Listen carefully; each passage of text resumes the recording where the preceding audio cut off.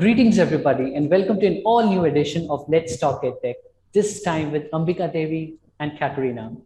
Ambika is a speaker, coach, meditation Jedi, astrologer, an award winning author, and much more.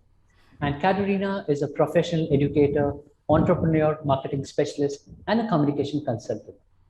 So, hi, I'm your host, Amandeep. I'm leading academics here at TutorEye. We are 24 by 7 e-learning platform helping students achieve their academic goals through expert online tutoring and written help services. Ambika and Katerina, welcome to Let's Talk EdTech. Let's start with Katerina. Would you really like to introduce yourself and maybe Ambika also? Okay, yes, with pleasure. So my name is Katerina Belik. I am a professional educator, have been teaching all my professional life. Now it's more than 25 years. And also leading an initiative at my company called Vidara, where we're creating wellness programs for educators as well as students. We call this program WellBright. And Ambika, we are very happy to have Ambika on board with that project because she is not only an inspirer for us, but also the lead developer of the WellBright program. So I'm very happy to be in this company today. Wonderful, wonderful.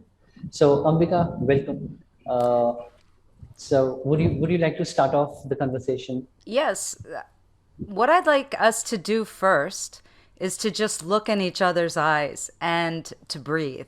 So just quietly, what we're going to do is just acknowledge each other. Now, your camera may not be in line with your screen, like mine is not perfectly in line, but I want you to look around the screen and just look into each other's eyes, to just be present and welcome each other through your eyes. Wonderful. And exhale. Let's all exhale. And draw the tummy in. And then let the breath naturally float into the body. And continue to acknowledge and look at each other as you take a couple more soothing breaths. And you might notice as you're breathing that you're starting to relax a little. Because when we're first landing in a Zoom meeting or a virtual meeting or even in an in-person meeting, it doesn't matter what we're doing. We could be on stage speaking. We could be in the audience. It's just a way to connect with each other and acknowledge each other. And I want to know how you're feeling from just that. Doesn't that feel different than when we're coming in and popcorn kind of conversations and it's hard to get settled? And I know a lot of us as educators and also viewers can lose interest really quickly. Think about all the YouTube videos or all of the events or teachers and lessons you've tried to listen to and how your mind can wander. And what I'd like to get everybody inspired to do is to begin any gathering, any meeting just like this. Now, I've talked to a lot of professionals in neuroscience and teaching, and I was a university level instructor for 21 years. So I know what it's like to walk into a classroom, have people that are paying to be there and trying to gather attention and keep them for a 4-hour lab time. You know, 4-hour class. That's a lot. We're not usually asking that much in virtual communication, which is a good thing.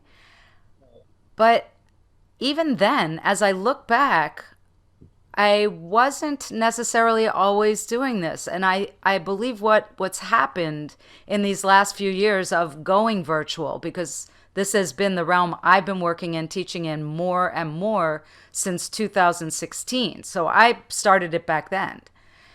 And imagining what it would have been like, especially when I taught junior high last period on Fridays. Can you imagine that? Trying to have them for a 2-hour class. It was really challenging. But I believe that if we begin with consciousness like this, it will change the whole fabric of what's happening. And where I got the idea, because you're probably wondering where I got the idea, is that when I was studying in a yoga ashram, Okay. Every class, every lesson began with group focus, began with group breathing.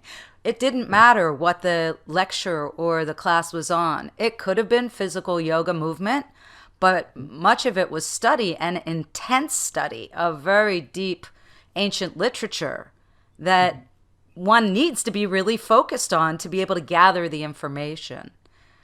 And I think about that, and that's why I'm developing just this process of I think it's great to have a greeter, but then if the teacher has to be the greeter, to then create kind of a moment where everything stops, everybody's in, and then we all exhale together and take a few breaths and acknowledge each other. When a speaker gets on stage, if you've ever been in an auditorium, a big auditorium, and they look and scan the whole audience and then come back to center and take a deep breath, you instantly feel more connected with them. Absolutely. So these are just little tiny tricks and tips that I not only want to give you as a trick or tip, but that I want to create as a mission for all of us to help each other when we're coming into any group situation. This could be a boardroom. This could be a family gathering. Right. Think about the ways that we skip over honoring things. Like maybe you are a person who looks at your food consciously or gives water gratitude before you drink it. Right. And hopefully this will inspire you to do it. So that's what that little bit was about. Absolutely. I'm already inspired, Ambika.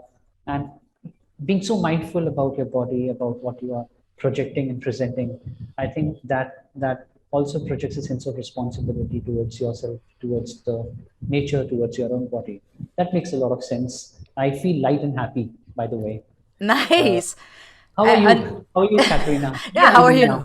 I wanted to say that it comes really handy also in the format of remote or online learning experience, where we're not just looking at the screen, we're connecting with people through it. And when Ambika is saying, look at each other's eyes, this is just really, well, I'm not just looking, watching a YouTube video, looking at somebody else's eyes. I'm connecting live. And this helps me to experience here and now and connecting with you on a personal level. I think it's an easy thing to do, but a lot of times we just really almost ignore it. Absolutely. And that makes things just off. Absolutely. That makes a lot of sense, Katerina. Ambika, thank you so much for that experience. Thank you so much for that. Yeah.